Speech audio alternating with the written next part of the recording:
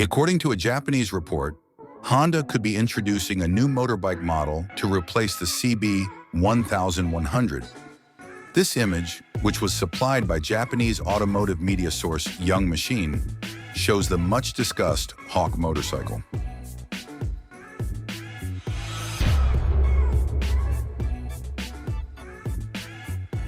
The Africa Twin, Rebel 1100, and NT 1100 are all powered by the same CRF 1100L parallel twin engine, which Honda is reportedly planning to employ. Honda bikes from the past, particularly the 1977 CB 400T, which also had a parallel twin engine and was referred to as the Hawk in various regions of the world, are the source of the Japanese company's moniker. The Japanese Patent Office has registered the new Honda model.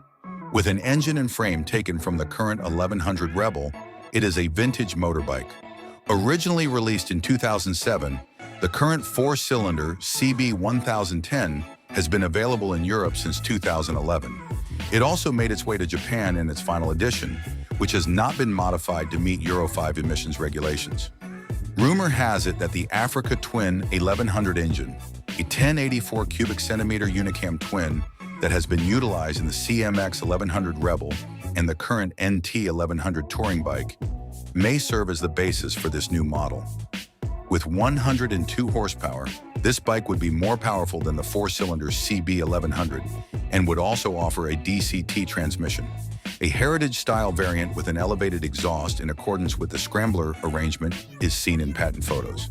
Because of the motorcycle's distinctive profile and height, the tubular steel frame with twin open cradle structure seems to be an exact replica of the 1010 Rebel, with some modifications made at the back.